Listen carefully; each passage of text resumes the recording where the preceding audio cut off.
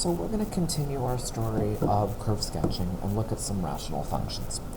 And in the homework that was due today, you did that reading on asymptotes.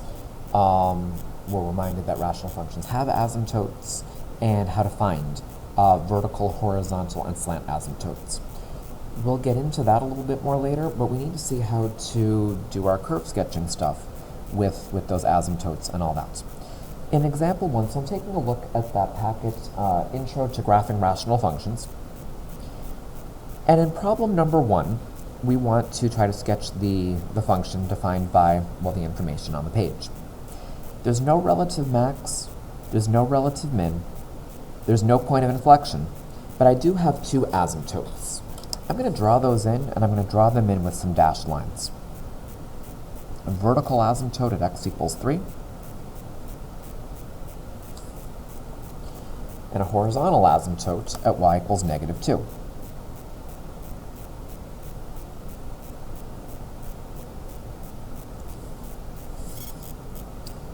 Take a moment and fill in the symbols on your number line. This is the same thing that we were doing last time, and then try to do the F number line as well.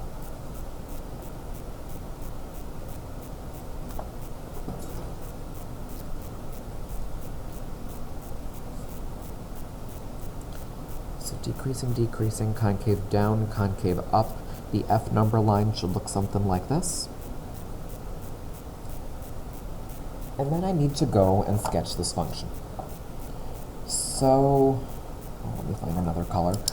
Okay, I need to start with a concave down, decreasing shape. I also, though, need to start close to the horizontal asymptote, because remember, horizontal asymptotes are things we get close to when we're far left or far right. So I'm going to start about there. I know I need to start a little bit below the asymptote so I can take on this shape. I'm then I'm going to be concave down, decreasing. I'm going to curve around, and I'm going to get really close to that vertical asymptote.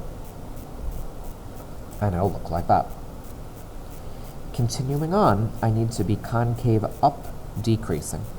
I'm going to start over here by the vertical asymptote, and I'm going to curve around and get really close to the horizontal asymptote, kind of like that. The asymptotes are just additional things that help guide our graph. When I'm far to the left and far to the right, I need to be close to any horizontal or slant asymptotes I happen to have. Vertical asymptotes will happen throughout, and I'm just going to kind of curve around and get very close to that vertical asymptote. Let's try another.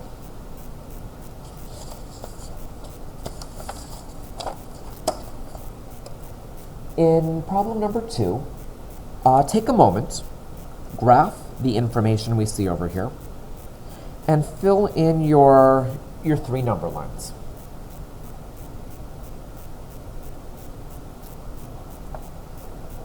Okay, so no max, no min, point of inflection at 2, 0. No vertical asymptotes, but there are actually 2 horizontal asymptotes. I've got one at y equals negative 4. I've got another at y equals positive 4.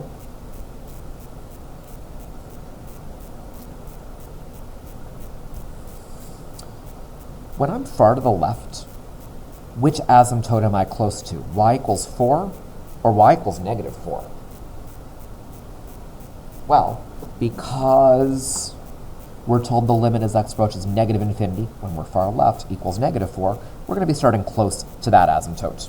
And when we're far to the right, we'll be close to y equals 4. As for your symbols, increasing, concave up, concave down, I want one of these, I want one of those. I'm going to start this thing really close to the horizontal asymptote, and I'm going to curve. I'll be concave up, increasing until I get to that point over there. So, kind of like that. Then I'm going to be concave down, increasing, and I'll flatten out, and it'll look like that. And that's this rational function. Not all rational functions have vertical asymptotes. One more in this packet.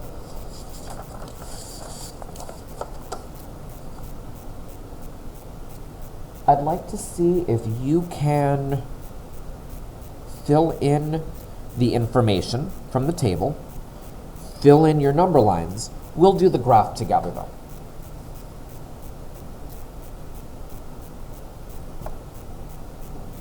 Let's see, relative max, -4, -2. Relative min, oh wait a minute. That doesn't look right. This is the max, that's the min. Let me just keep going and see what happens, but that certainly doesn't seem right, that like the max is lower than the min. I don't know about that. Okay, there's a vertical asymptote at x equals -3.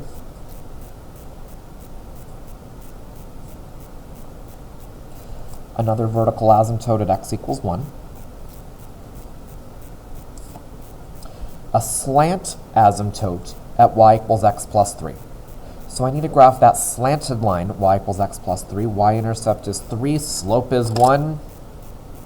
Nothing too fancy over here. And I've got that. To fill in my number lines, increasing, decreasing, decreasing, decreasing, increasing, concave down, concave up, concave down, concave up. I want to be concave down increasing, concave down decreasing, concave up decreasing, concave down decreasing, concave up decreasing, concave up increasing, something like that. Let's see, I'm going to start when I'm far to the left, really close to my slant asymptote. I need to curve around, be concave down increasing until I get to that point at -4, -2 that I was calling a relative max. So it's going to look something like this. Then I need to be concave down decreasing until I get to the vertical asymptote, so kind of like that. I then, to take on one of these shapes, need to start up high. And I'll need to curve around and get close to, well, curve around and approach that point of inflection. I'm going to end up crossing the slant asymptote, and that's perfectly fine because slant asymptotes are like horizontal asymptotes. They're what we get close to when we're far to the left or far to the right, but in the middle, perfectly okay to cross them.